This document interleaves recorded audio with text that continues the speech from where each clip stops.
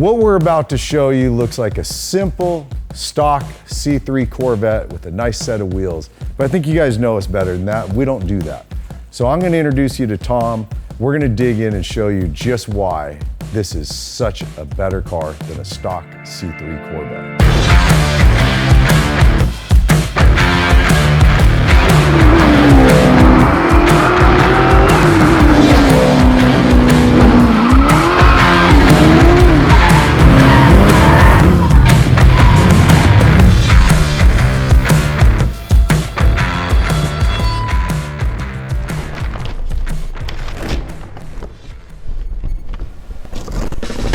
Hey guys, this is Tom. This is his 71 Corvette, and he just brought this thing all the way down from Tracy, California, and I'm looking forward to digging in on this one. The first part that blows my mind, I gotta be honest, dude, is that this is the paint that was on it when you got it, and you said since 1996? 96, 97, about that time. So this car had to have been kept in a garage. Yes, it was kept. The guy I bought it from took really good care of it. Yeah. But it was all numbers matching somewhat. The suspension was modified, but yeah, but the paint was all there. So numbers matching at LT1, and then you decide that that's not what you want. It wasn't what I wanted, it wasn't enough. And my buddy Mike Bowler, Enterprise Motorsports, had a 400 block all ready to go machine. So my buddy Paul built the motor. I called him up, what do you think? He's like, yeah, let's do it. Yeah. And then it just dominoed from there. Yeah, let's pop the hood and start there, because I love that, and I'm not an anti-LS. A lot of you guys hate LSs, but I am not anti-LS. Oh, I don't hate them. I never had one, but I don't hate them, yeah. It's fun to get back to where these things came from oftentimes, right. You know, because it's so, I mean, it's so slick. Yeah. So this is a 400-inch motor? 400-inch, it's basically a 406 now. Dynoed at 643 horsepower and 595 torque. And it's pump gas. The car sounds, right away you're like, yeah, it's not an LS. Yeah, you know? No, it's old school, it's carbureted. Told my buddy Paul, do whatever you want, just make sure it's pump gas. Yeah, and you said you drive it a lot. I drive it everywhere. So cool that you set it up to be a driver car. Drive it everywhere. I mean, the car had no power steering, no AC when I bought it, so of course I added AC, added power steering. Yeah. You gotta make it more drivable. Sure, man, sure. What's the exhaust setup? Because it sounds just great. It's ADP headers. The exhaust is 3-inch all the way out the back. It's all stainless steel. Yeah. And it's got magnefoam mufflers out in the back. Oh, okay, cool. Yep. I love the matching blue, but doing the satin finish versus gloss. Yeah, I didn't want to open the hood and have it go, you know, just kind of keep it subtle. No, it's really, it's very subtle, man. And you said suspension stuff have you done other suspension, or is it what came with the car? No, I took the suspension he did, I forget the name of it, it was some older stuff he did, and I put all Van Steel on it. It's got tubular control arms, got the offset trailing arms in the back. That's their coilovers, it's all around coilovers. All around, yeah. Everything's been done in this car except taking it off the frame. Still on the original frame of the car? Yep, still on the original frame. No need to do any kind of boxing or anything to it with the power you're making? Well, we did, like I said earlier, we had notched the frame, and so it's partially boxed just to fit the 285. It holds up really well.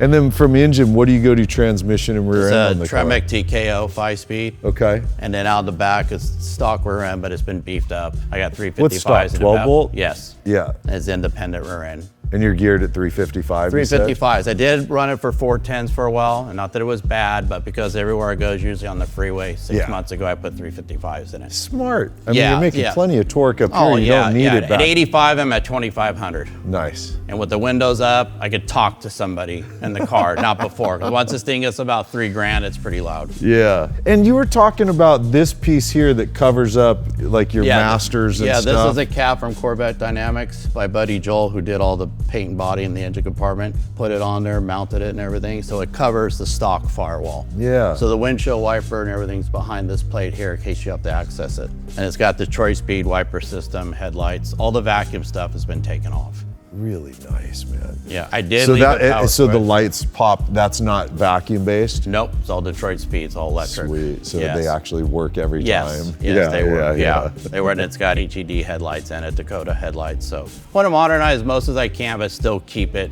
Like if you're driving, I want you to think you're still in 1971. Yeah. There is no limit other than your imagination. You know what I mean? As far as parts, 3D printing, anything you want, you can do it. I feel like sometimes they get overly overly refined where now you're looking at a classic driving a fully modernized car, and it loses some of the charm for me. Yes. You know? Yes, the only 3D printing, as you brought that up, I had to do in this car is I had Danny or DJ Design. He did the shift pattern plate for me because the stock one they give you, I don't like. Yeah. So he made it look factory, but it's a 5-speed. That guy's a badass. Yes, he is. Now, wheel tire size, brake setup, all that, what are you going So doing it's here? got Willwood brakes, but a stock Corvette replacement Willwoods. So everybody thinks it's big brakes, but it's not, it's stock. And I got Bose wheels on it, 18x9s in the front, 18x10s in the back, and I got 275/40 and 285/40 in the back. Do you get enough grip out of that thing with the torque and horsepower? Honestly, if you get on it the way my buddy Mike Bola set it up, it'll drop and it will hook pretty good. But yeah, if you sidestep the clutch, it's gonna go everywhere. Sure. Yeah, sure. yeah. But at a roll, no, it'll hook good. And the 355s did tame it down a little bit.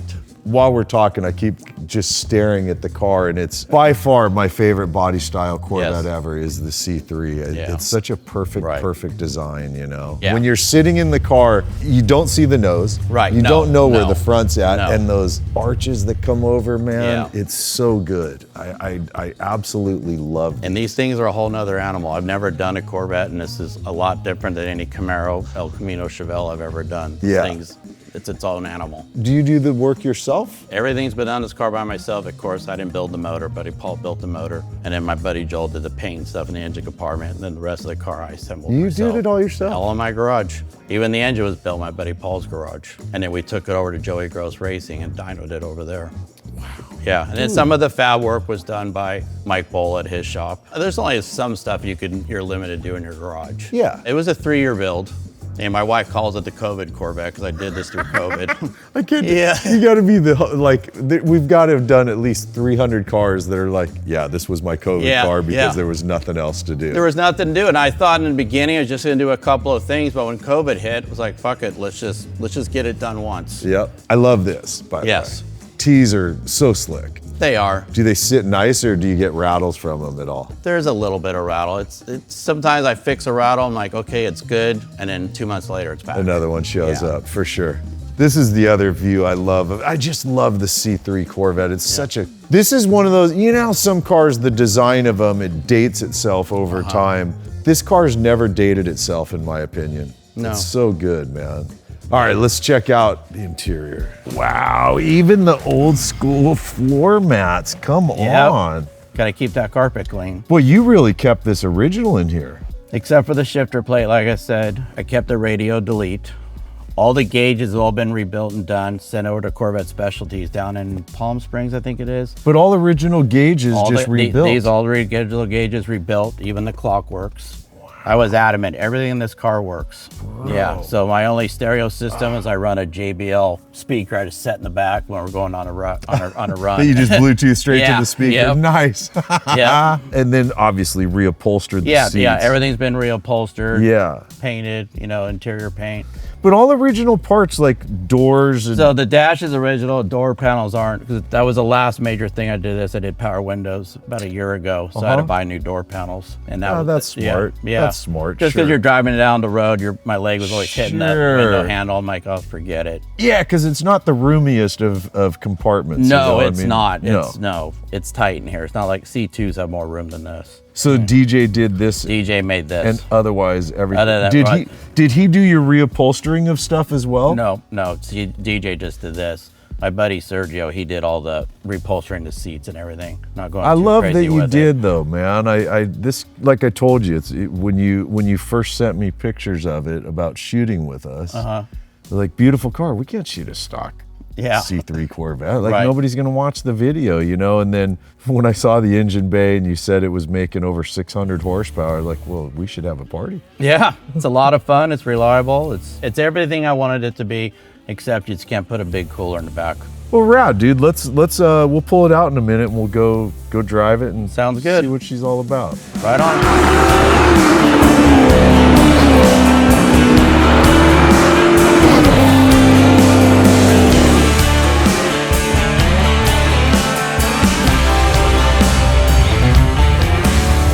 I like where your clutch grabs too. Yeah. Oh, it sounds good, man. No, you're a car guy. That's why I like those compliments. So I always tell everybody's always worried about picking a color. You pick what you want. You're the one's got to walk out there every day and look at it. You don't build something to please everybody. You know, I couldn't agree more. And I think if you're building a car because you're concerned about what somebody's going to say in comments or at a car show, you're screwed, dude. I don't care how good the car is. Somebody's going to love it and somebody's going to hate it. It's like, do you love the car you built? Yeah, and you want it done to the point where when you park it and walk away, you can't help but turn around and look and go, yeah. Oh God, what? And it's usually about my age group where I get most of the thumbs up. Yeah. Well, I can tell right away you've refined it enough. Yeah. Right. But it's not. It still feels like a classic car. It doesn't feel like a numbers matching car. Yep. The sound is what keeps grabbing me hard. Yes. It's like it's loud enough that you know you're in a muscle car, but it's not overly loud. Right. And it does what I want it to do. Is it the fastest thing out there? No. But if I want to have fun, it's all there. Right. I got an old school solid flat tapping cam in it. Didn't even do a roller. So I wanted to hear the valve train, but it's got T&D rockers, so you really don't hear it that much. Yeah. I think you did such a perfect job, and especially knowing, gosh, that you did a good, almost all the work yourself on it. You know? I'd say I'm solid 80%. Like my good buddy Mike Bola, he did the exhaust.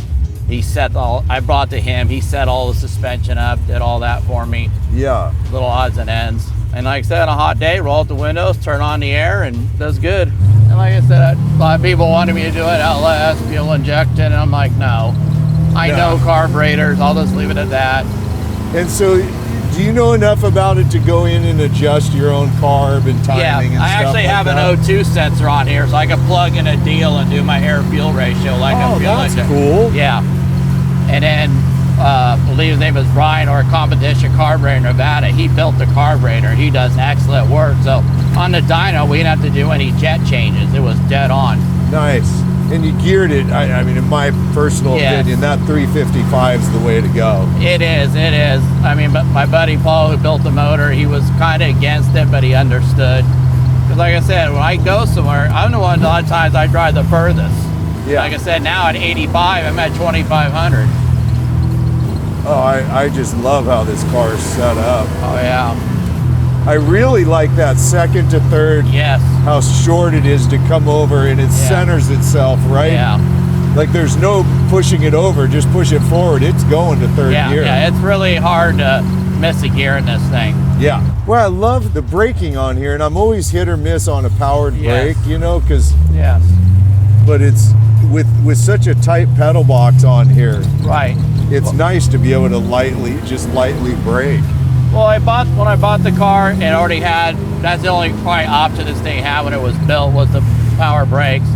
The guy did put a new diaphragm on here, so I'm like, well, I'm just gonna leave it in case my wife ever did want to drive it.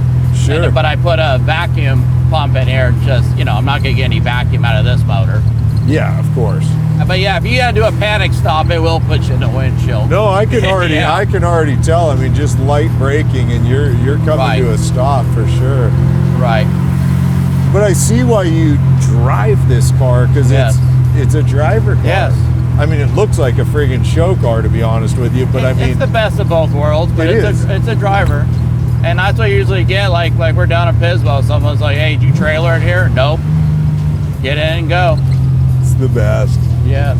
Boy, it sure doesn't handle like a stock C3. No, it actually, I mean, I've never like autocrossed it, but the hills I take it through, I don't push it to the limit, but it does quite well. No, you can tell.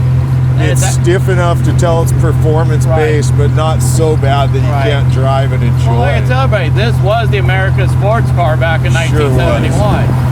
I mean, the engine sits behind the control arm. That was a big deal back then. Yeah. Oh, yeah. But it does amaze me sometimes how well it does handle with such a narrow track. Yeah. When I tell you, you don't have to go out and beat on it every time it goes out, but just once in a while, just kind of just rolling through the gears, you're just having a good time. It's why I love a manual so much. Yes. Let's be honest, if you're going for tenths of a second, especially in a track setting, well, you probably want paddles because it's going to be a faster shift. Right. So for a car you go drive and enjoy, it's part of the driving experience. Grabbing the gear, clutching, it's part of the fun. Yes.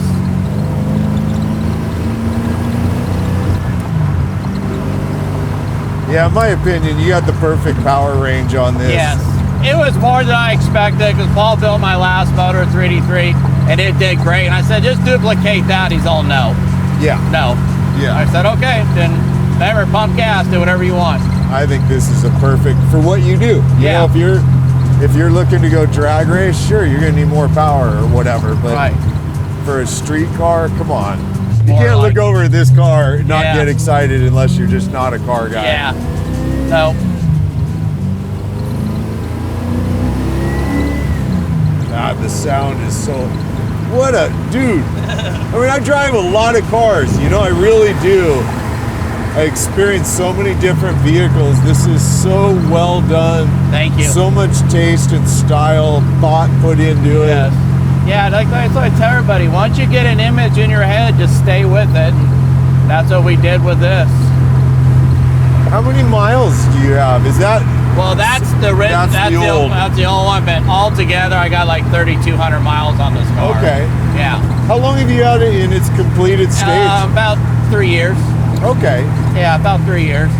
So you get 1,000 miles or so a year. Yeah, give or take. Yeah. Yeah. Yeah. The longest I've driven is Pismo, but we're planning on a Del Mar trip next year. That's a good hoof to drive it all the way down to Del Mar. Yep. But why the hell not, dude? You set the car up, obviously, to drive it, you know? Yeah. Hopefully one of your buddies has a bigger car to carry some stuff for you. Yeah.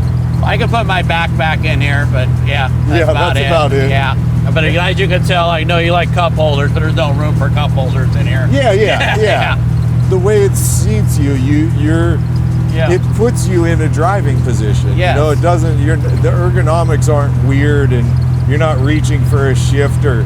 I mean, I've noticed even with the close configuration of the gas and brake, you can brake and blip the throttle easily for downshift. Yeah, this is like I said, this car is a lot different than anything I've built. There's a lot more stuff to watch. It's very meticulous, but all in all, it's a fun car. Yeah.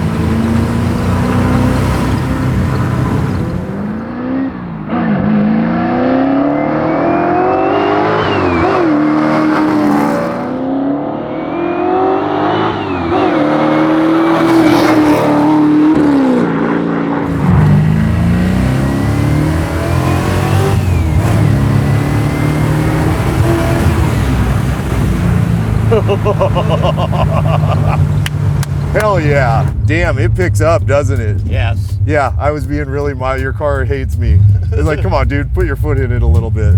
It really, you feel the torque come on. Yeah.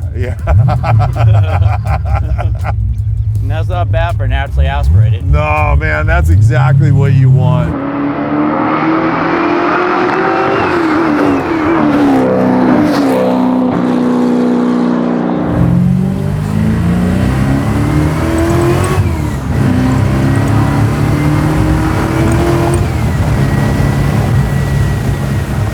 Right on. Hell yeah.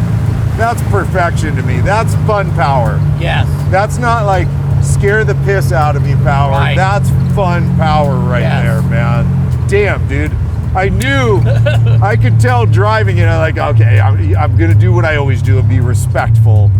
But it's like dying to feel exactly what you've just shown me is what this is such a well-balanced car, brother. Yes. And I like how, like right now and how I was driving, when you're cruising it, it's a very tame, just a drivable car, you know? Yeah, it's not crazy, not anything special I have to do, just drive it. Well done. Well done.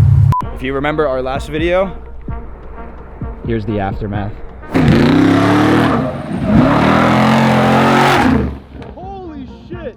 This is for all the people commenting on this bullshit. I'm gonna fix. Bro, it's not that hard. Bro, it's heavy as fuck. You wanna try it? No. That's good enough, I think. Okay, now what about the other one? I'll let the city do that.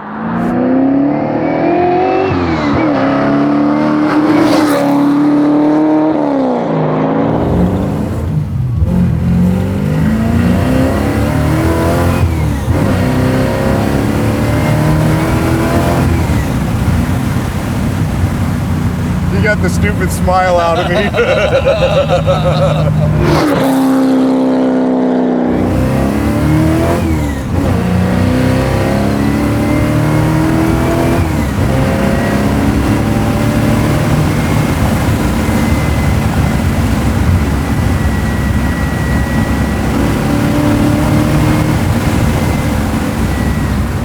Fucker rips.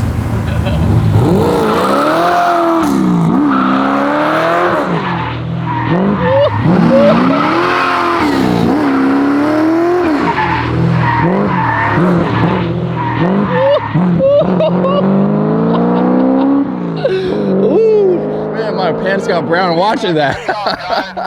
That was sketchy. That was crazy. That was sketchy. All right, ready? Yep.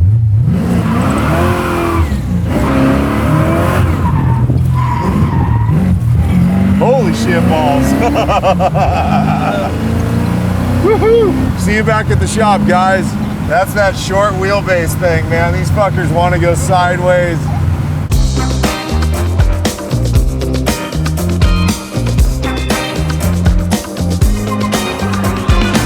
You know, there's overpowered cars, there's bonkers cars. This one's not that. This, in my opinion, is a perfectly balanced driver car.